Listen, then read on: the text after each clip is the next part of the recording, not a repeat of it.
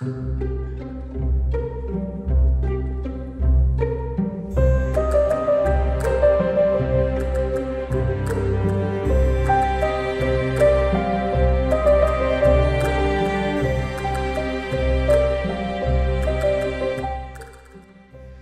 전라도 천년야사 이번 한 달은 성탄 특집 전라도의 그리스도인들로 함께하고 있죠. 지난 시간에 이어서 국사편찬위원회 김천식 사료조사위원 스튜디오에 출연하셨습니다. 어서 오세요. 예, 안녕하세요. 두 번째 출연이세요? 네, 지난번보다 방송에 좀 익숙해지셨을 것 같아요. 그런 것 같지는 않네요. 네. 자, 오늘 어떤 이야기 좀 나눠볼까요? 예수병원 설립자 마티 잉골드에 대한 얘기를 주로 해야 될 것 같으네요. 네. 예수병원 설립자로 이제 잘 알려진 분이시고 네. 여성이라는 점도 참 상징적이에요. 그렇죠. 예. 네. 당시 이 그 당대 시대 상황을 감안하면 특히 더 이게 주목해 봐야 될 것 같아요. 그렇죠. 조선시대 여성상이라든지 이런 거 감안하면. 그 당시는 지금부터 100여 년 전인데 서양 사람들도 드물은 때에 그렇죠. 네. 그중에도 여성이 왔단 말이죠. 그런데 이제 마티 잉골드는 물론 그 전에 여성 선교사들이 뭐 몇 명 왔었죠. 그런데 의사라고 하는 점에서 또 현대의학의 불모지라고 하는 그 전주에 여성 의사가 나타났다 하는 것은 이제 의료적으로나 사회적으로 좀 상징적인 그런 것을 띠고 있다고 볼 수 있죠. 한강 이남 최초의 여성 의사라는 타이틀을 갖고 있으시다고 들었거든요. 그렇죠. 네. 한강 상당 후에까지도 예수병원이 한강 이남에서는 가장 큰 병원으로 그렇게 소문이 나 있었고 이제 당연히 마틴 골드는 한강 이남으로서는 최초의 여자 의사였다. 네. 그렇게 생각할 수 있겠습니다. 자, 마티 잉골드 선생에 대해서 좀 우리가 이야기를 나눠봐야 될 텐데 원래 고향이 미국의 사우스캐롤라이나? 북캐롤라인입니다. 네. 노스캐롤라인인데 거기서도 조그마한 시골 동네였죠. 그래서 거기서 태어나서 이제 몇 번 이렇게 이사를 합니다.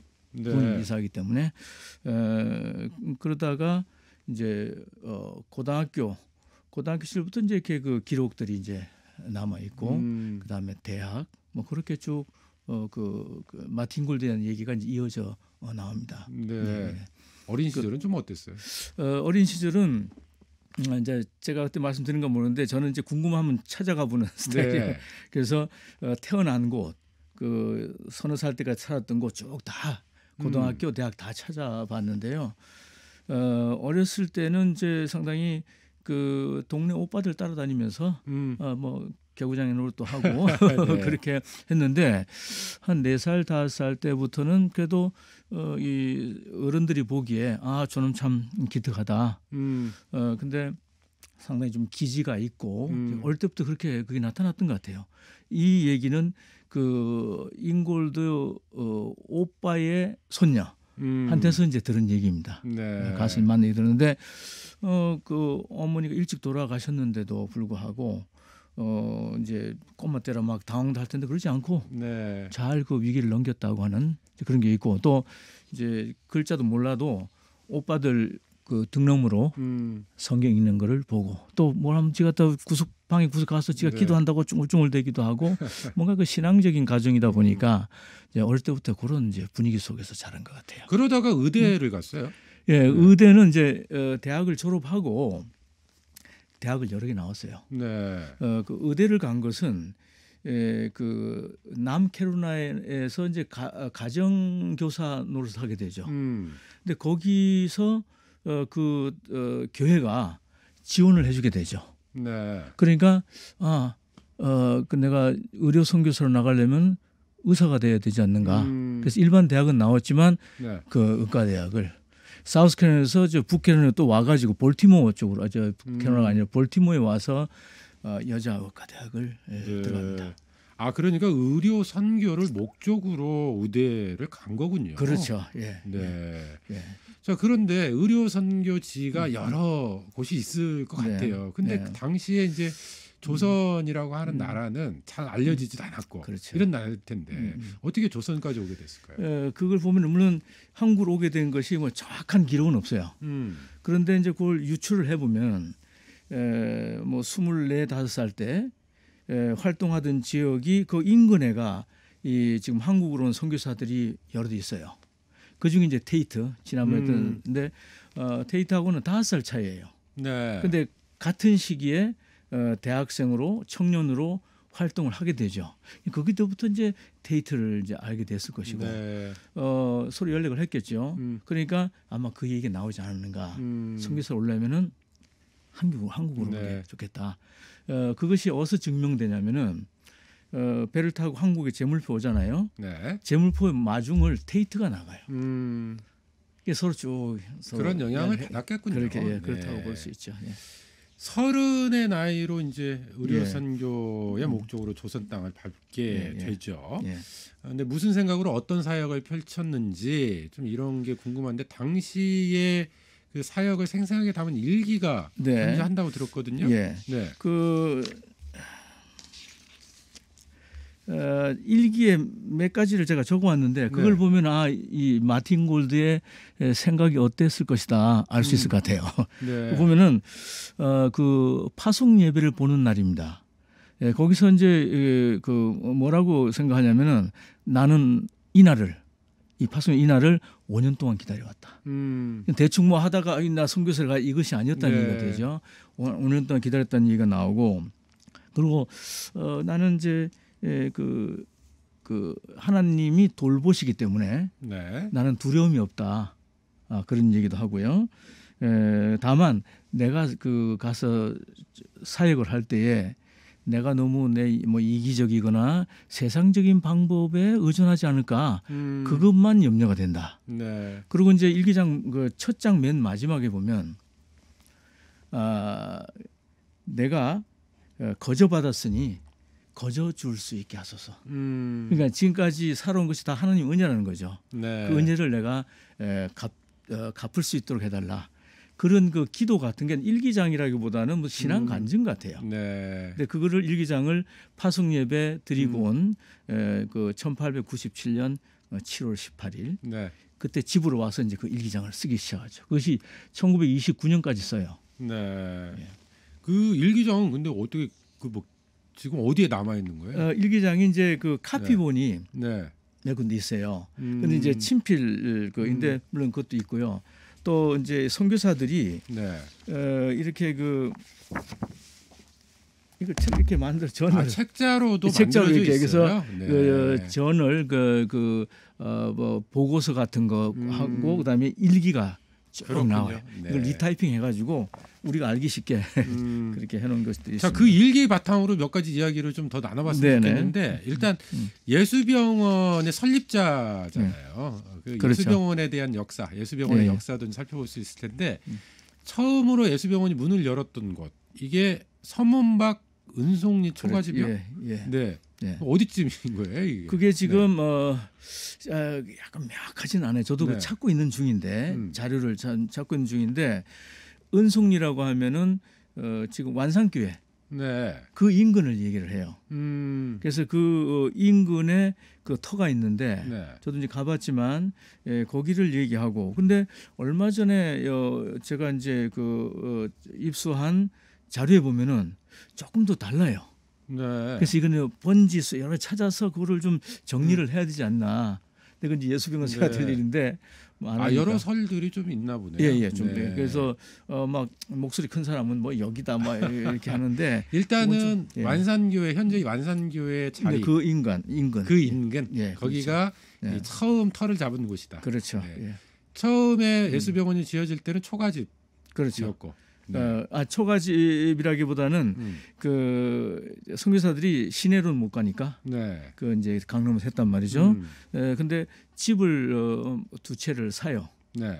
그래서 거기서 이제 와가지고 마틴 골드가 기가하는데 처음 와서 이제 약도 좀 주고 이제 암암리 이렇게 네. 하다가 이제 뭐 그 클리닉 뭐 정식 이름은 네. 없고 그렇게 했다가 나중에 이제 사진에 보면은 그 언덕에 예수님 건너편 그 언덕에다가 그 한옥 매체에서 네.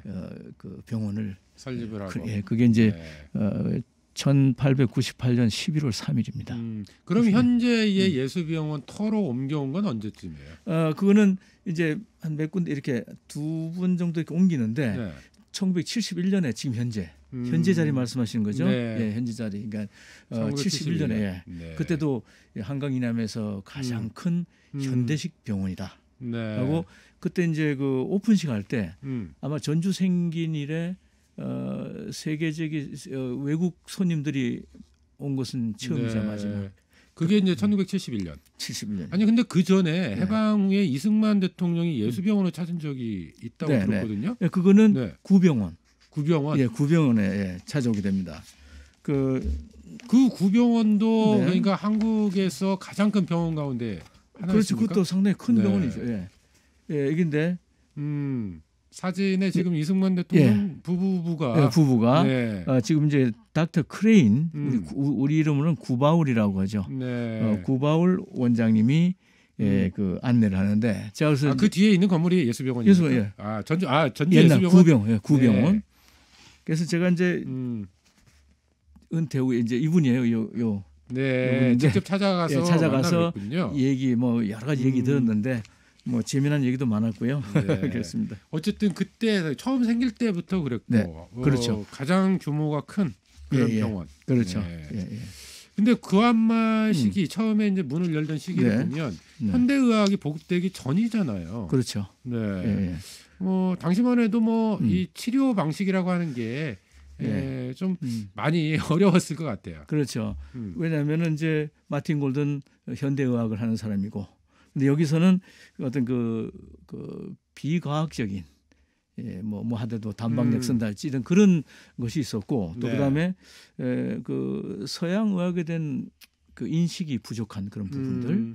근데 이제 그리고 여기 미신적 그런 방법. 그러니까 그 무당이 구술하는 것으로 대부분 그 뭐 치료한다고 이제 하는 것인데 그 과학적인 것하고는 거리가 멀죠.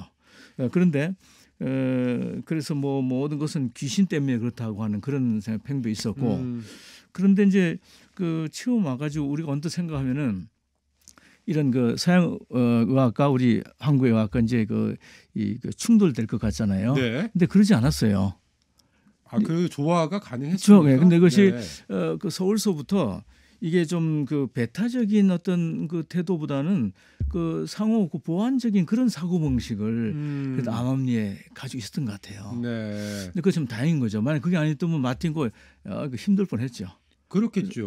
아무래도. 그런데 이제 수용적이고 반대하지 않고 그 반대한 적이 없었어요. 물론 사람들이 약 처방들 안 해가지고 그 문제들은 여러 개 잘 있었죠. 예를 들자면 61분을 약을 줬는데 이걸 한꺼번에 먹으면 빨리 낫겠죠. 60이면 그 키니네라고 하는 건데 한 개 털어넣어서 막 토해내고 난리고 와서 자기들이 그 한 생각 안 하고 와서 약을 잘못 줘서 그런 여러 가지 이제 상황들이 있는데 그러니까 지금 뭐 한의학이라고 하는 게 있어요. 한의학이라고 하는 게 있고 서양의학 말고도 이런 게 있지만 실제 민초들 같은 경우는 그 한의학의 혜택을 보기도 어려웠던 상황. 그렇죠. 그러다 보니까 민간요법에 의존하고 미신이라든지 이런 것에 의존하던 그런 상황이었어요. 그렇죠.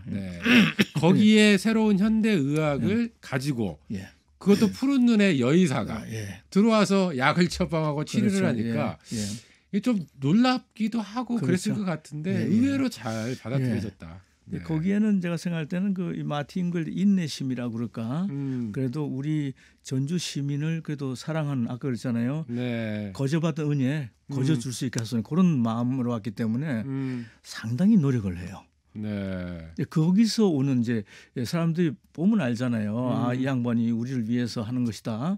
근데 마틴 골드가 그렇게 했단 말이죠. 그러니까 어떤 사람들 이런 얘기도 해요. 그 이제 지나가는데 마틴 골드 그런 얘기 듣게 된 경우 있었죠. 남들 얘기하는데 저 그 파란 저 의사 해서 보기만 해도 나서 네. 그럴 정도로 예, 신임을 받아서 뭐 처음에 얼마 또 몇 개월 안 돼서 뭐 400명을 치료한다 할지 네. 엄청난 숫자를 치료를 했고요. 그렇게 되기까지 얼마나 많은 노력을 했겠어요. 그렇죠. 예. 이런 상황에서 근데 일기에 따르면 당시 예수병원 1년 예산이 42달러요. 그것은 이제 예산이라고 부르는 수입이 벌어들이는 수입이 42달러인데 이제 그거를 뭐 이렇게 우리 좀 알기 쉽게 생각한다면 당시 초가집 허물을 정한 초가집 한 채가 25달러였어요. 아, 초가집 한 채가 2달러, 25달러. 두 채의 값 정도. 네. 1년 예산이. 근데 요즘 부동산 가격이 워낙 폭등해서 뭐 그렇게만 따지면 얼마가 될지는 잘 모르겠습니다만. 그러니까 그러니까 수입 자체는 거의 없었다 이렇게 봐도 많이 없어요. 그 초창기에는 물론. 그래서 선교 정책에도 약간의 좀 그 결부가 되긴 한데 의료 쪽에 전적으로 많이 투자를 안 해준 부분도 있긴 있어요. 그냥 의료 선교가 주 목적이었기 때문에 그렇죠. 아무래도 뭐 돈을 받고 치료를 하거나 진료를 하거나 이러기 쉽지 않았을 것 같고요. 그렇죠.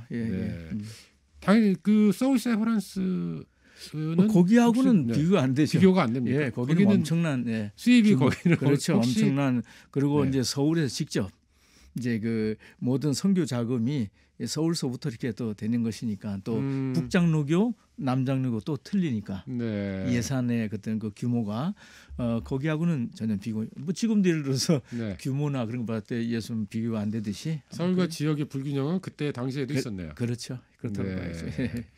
그러면은 나머지 필요한 예산은 그런데 굉장히 많았을 거 아니에요.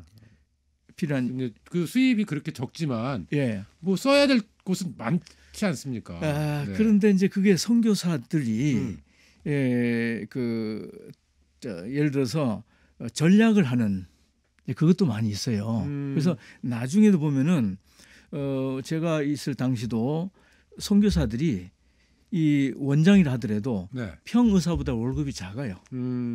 선교사 오기 때문에. 그래서 그거 가지고 어떤 그 헌신적인 어떤 사명감에 의한 헌신적인 활동 때문에 그 돈은 작았지만 운영을 해온 것 같아요. 제가 볼 때. 자, 그렇게 헌신적인 의료 선교 활동에 나섰던 마티 잉골드. 근데 한국말 습득은 좀 어려웠나 봐요. 우리나라 말이 어렵잖아요. 그래서 선교대 와서 뭐라고 그러냐면은 이거는 그 신화에 나오는 그 뭐죠? 목을 잘라도 또 다시 붙고 하는 그 누구 있죠? 뭐 이건 내가 감정이 안 나는데 그 히드라 히드라와 같다고 표현을 해요. 한국말이 돌아서면 잊어버리고 그렇게 표현할 정도로 어려웠는데 상당히 연습을 많이 해요. 제가 보면 카드를 이렇게 조그만 카드, 명함만한 카드에다가 그 하나씩 단어 적고 그런 걸 이렇게 갖고 다니면서 공부하고 그것들이 있어요 지금 박물관에 보존돼 있는데 그렇게 그 노력을 많이 하죠. 젓가락 사용 성공담을 담은 에피소드도 있다고 들었는데요.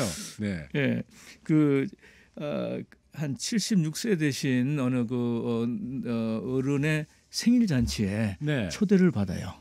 근데 이 인물이 좀 부잣집이었던 것 같아요.